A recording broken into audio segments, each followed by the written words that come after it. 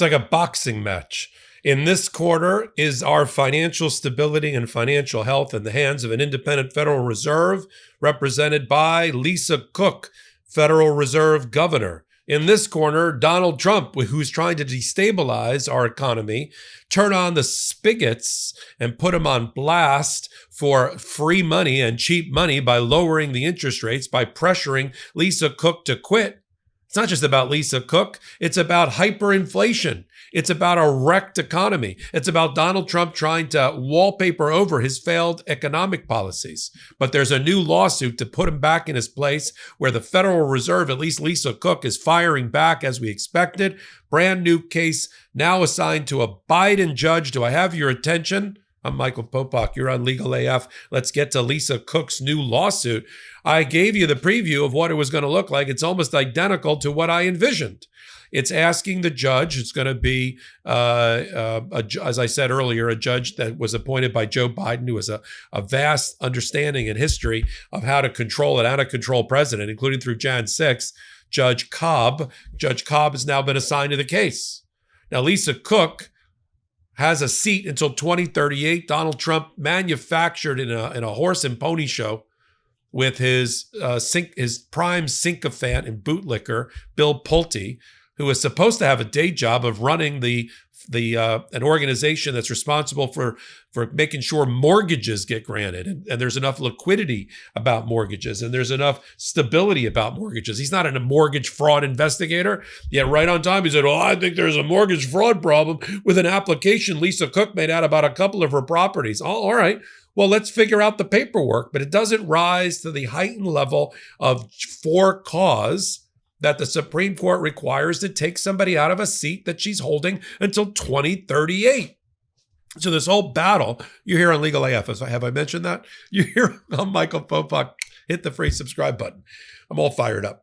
You can't take out a board of governor out of a seat that she's going to hold for 12 years because you don't like her looks. She's a black woman, the only black woman who's ever been appointed to the Federal Reserve Board. And because you want to try to run her over to take control of the Federal Reserve so you can get to the spigots and turn on free money.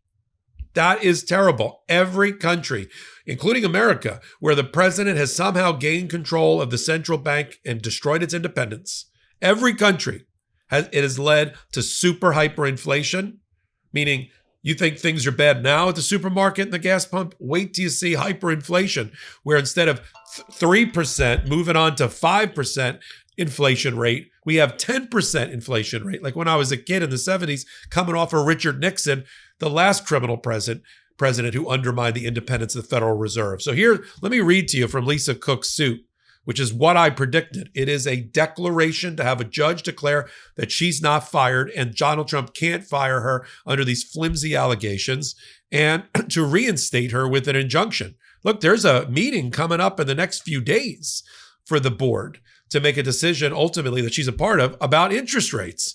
And Donald Trump wants to pressure her to take a leave of absence or sit it out. And she's not going anywhere. And she's making sure the judge, Judge Cobb, protects her in that role. Let me read to you from the complaint itself. On the evening of August 25th, 2025, President Donald Trump turned to his social media account to state that he had fired Lisa D. Cook from the Federal Reserve. This followed a call for her to resign on nothing more than another social media posting by the Federal Housing Finance Agency's director, William Pulte, who's been using his office to allege mortgage wrongdoing against other public officials. By the way, all Democrats. Now turning his sights on Governor Cook. The operational independence of the Federal Reserve is vital to its ability to make sound economic decisions free from political pressures of an election cycle. And then they go over the reason you want a sound and stable economy led by an independent central bank that the president doesn't get his grubby little hands on because it'll lead to hyperinflation. You know, sometimes they make unpopular decisions, the Federal Reserve, like keeping interest rates right where they are because they're dealing with multiple issues like employment and high prices, which Donald Trump doesn't care about. He's trying to cook the books on the statistics. He's trying to wreck the country on economic policy to benefit his friends, billionaires, and make himself a lot of money. I mean, this is also the week that Donald Trump declared, "I made $1.5 billion. Did you?" I'm not making that up. That's a declaration by Donald Trump of how much money he's made, not focused on your and my needs that we're paying him for, that we elected him for, but making money for his family. Triple that. That's how much the Trump family has made, mainly in cryptocurrency and real estate investments. Hey, I made that too. I mean, this is like a late night scam where you buy the book on how to make money in the middle of the night. Don Trump's making money. Good for him. Bad for us. Don't want him anywhere near the Federal Reserve, that's for sure.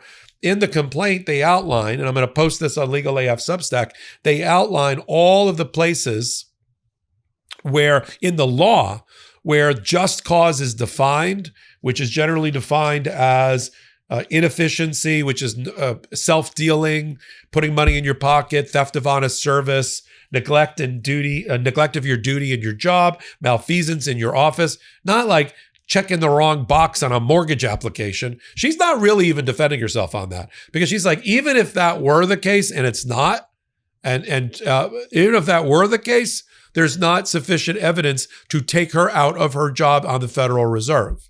Now, I know Donald Trump will make a big stink about that, which is, oh, she didn't even deny that she committed mortgage fraud. I think if you read it carefully, she's denying that she committed mortgage fraud. I would have, if I were Abby, I probably would have, her lawyer, Abby Lowell, I would have put one more paragraph in that said definitively, I did not commit mortgage fraud. But in any event, this is now going to go up to Judge Cobb. And then, of course, in the outline of the complaint, they go over all the places where Donald Trump has been bashing Jay Powell, the chairman of the Federal Reserve, couldn't get rid of him. So he turned his sights on Lisa Cook. I have another theory.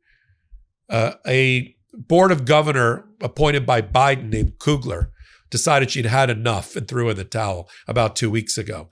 I think that was the first domino. I think Donald Trump got a taste for blood. He's like, oh, he can get rid of them? Oh, Kugler left? I get to appoint somebody new? And now I'm only a one away from the majority on the 7-member committee, the Board of Governors. Let's lean on, who else can we go after? Oh, the black woman. Let's do that. Lisa Cook. Donald Trump hates minorities, and he hates going after, and he hates being in the minority. And that led to him going after Lisa Cook. But I think it started when Kugler said, I'm out. I'm out. Even though I have like 10 years left of my term or whatever she had left, I'm out. So let me show you back-to-back clips of Donald Trump going after Jay Powell and Lisa Cook, just to get a flavor of what the complaint is talking about. Let's go. I told him he's doing a very bad job. He's way late. That's why I call him too late. Jerome Powell is too late. He's way late. Interest rates should be coming down. Jerome Powell has done a terrible job. And frankly, I don't think he could do a worse job. You're going to fire Lisa Cook, the Fed governor, over her mortgage fraud? If she doesn't resign, yeah. What she did was bad. So I'll fire her if she doesn't resign. So what they're asking for is telling the court, look, this is what the complaint says to ultimately to the Supreme Court. Since 1935, in a case called Humphrey's Executor, we've had a requirement that a president can't take out somebody like a Federal Reserve governor unless there is malfeasance, neglect, and like misconduct that's proven, substantiated findings. Not just a tweet, not just a letter, not just Donald Trump, bashing somebody. And that's since 1935. In 2020, it was reinterpreted by the Supreme Court in that way.